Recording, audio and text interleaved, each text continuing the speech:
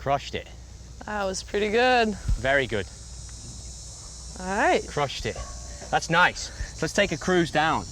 Let's do that. Now, it's a long ways, just so you know. It is, so okay. That's why I'm cruisy. I got so many questions here right now, I'm gonna worry about it. I'm worried I can't even walk that far. That's what's worrying me.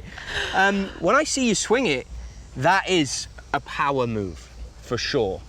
Talk to me a bit about your golf swing and a bit about it. I've seen it on social media and stuff, so how proud are you of it? What are you working on? Where's the power come from? Well, I think I mean, ever since I started playing, I just swung as hard as I could, and not necessarily I was hitting it far when I was younger, but I was still swinging fast and trying to get it as far out there as possible. And I think with the years, I kind of grew a little bit, got some mass behind me, and I think I use the ground a lot in my swing, and I think that's where a lot of the speed comes from. So let's touch on that. When we're amateurs or you're playing in pro-ams, how do you tell, or younger kids, how do you tell them to use the ground? What's the feeling that you try to use the ground? Because we heard it thrown out there a lot. Are there any triggers for you? Well, to be honest with you, I think for me it's more of a like, it just happens. Like I don't really have to think that much about using the ground. But the one thing that I really like is especially when I come down, feeling like my left knee like kind of like opens up a little bit, and then I feel like that gets me more into the ground, and then like it allows me to like just swing freely. Almost as well. Okay.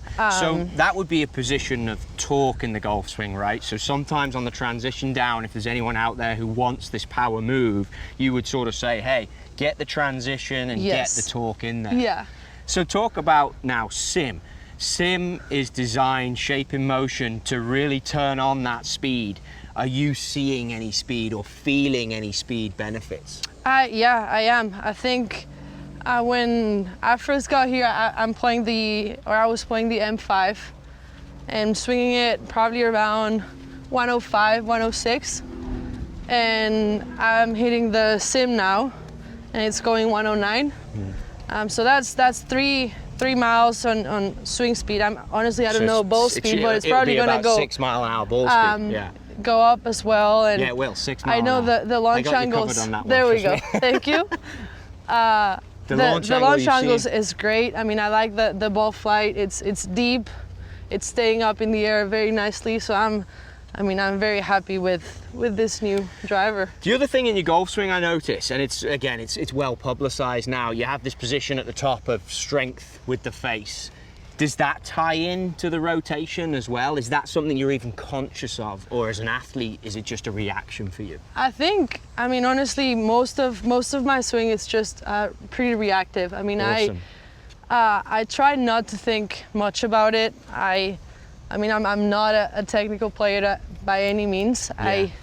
It just feels right, and try to do it as many times as possible. But I think that does allow me to just rotate and get after it, for sure. So on that note, you hit it so far, you're going into greens with a lot of short irons as a result of that. You mentioned there you're a feel player. Do you always hit your short iron yardages with feel, or do you try and piece together a golf swing? I probably have like a certain swing, let's say, I don't know, with my 58. Like I know that half a swing is gonna go 65 yards. And so like I kind of base out of that, and then from there it's just, okay, a full swing is probably gonna go 85. And then from there I just kind of try to feel the kind of shot that I'm trying to hit. So you have these positions that are like a clock face where you want, and then you work off. And then I work off that. Because then it's, let's say the half swing that goes 65, it's always with the same ball flight, and it's not necessarily the ball flight that I'll be using every single time. So I think that's where a lot of the feel comes in, and I'm just like, okay, I want this to land at 60, release a little bit more, so then the ball flight's gonna be different. My technique's probably gonna be very similar, but the feel and my thought behind the shot's not gonna be the same. So I think that's where I just like to let the player go in and just do its thing, instead of being so technical and working it clockwise. We've been walking down here for a while and we're just coming to your golf ball. I mean, I might have been back there 10, 15 yards and I give it a good clout and we're just here. I mean, that's some drive if we just take that in. On the LPGA Tour, driving, do you think distance and this advantage that I personally think you must have over the field, is it as crucial as it is to the PGA Tour? I don't think it's as big of an advantage as it is on the PGA Tour. I think the setup that we have doesn't necessarily favor long hitters most of the time.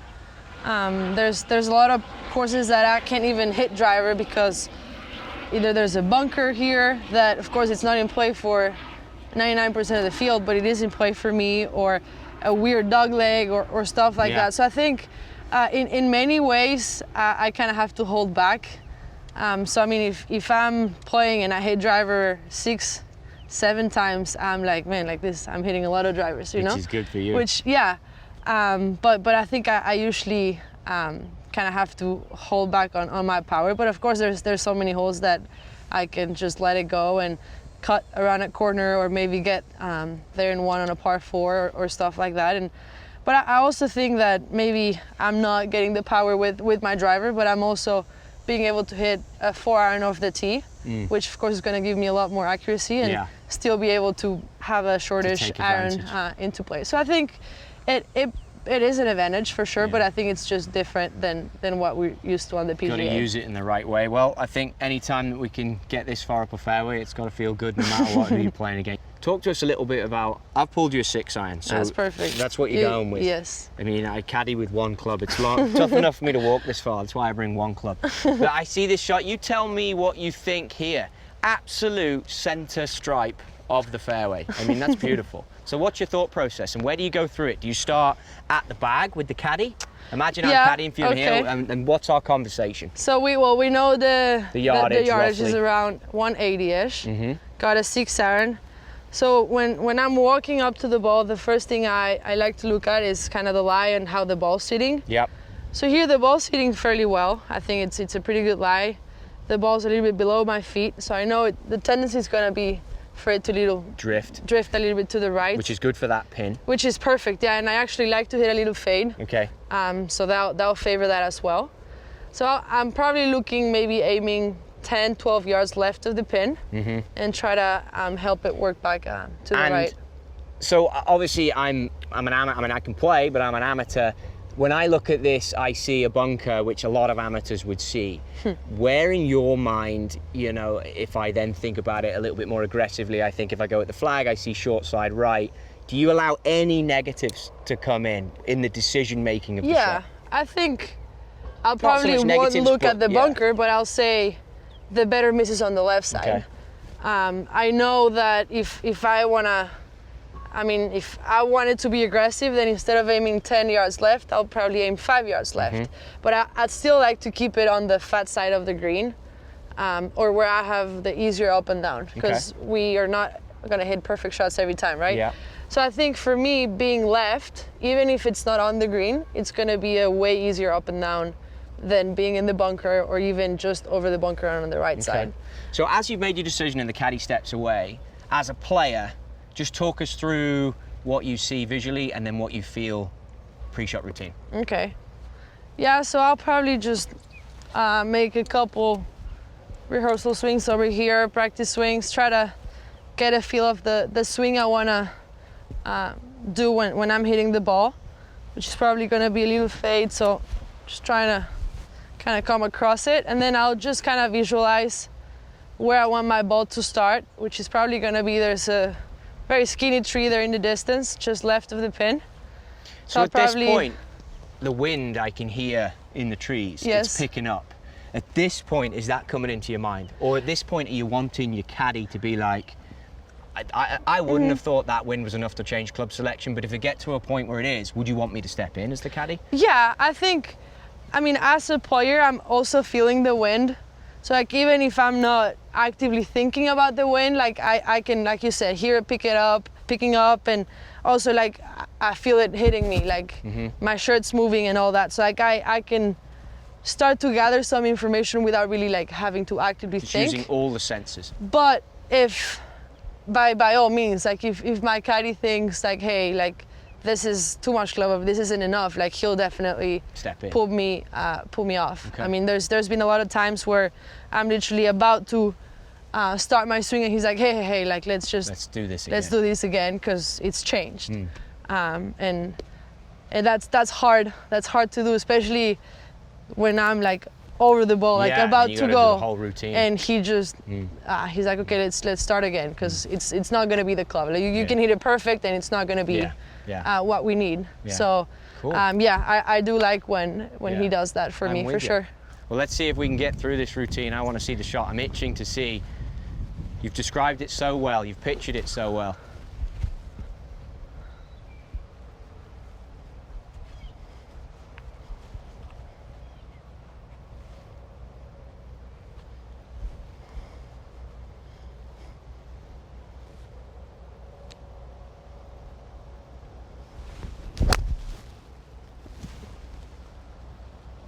Go. It's aggressive.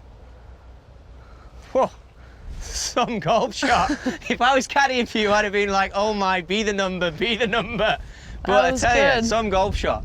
I mean, I almost feel we should walk up and putt that now and make sure you make birdie. Make that birdie. Different level. Awesome to walk it with you. Thank you. And Appreciate it. you keep playing like this and we're going to have no issues. Fantastic. Thank you. Well done. Thanks for having me.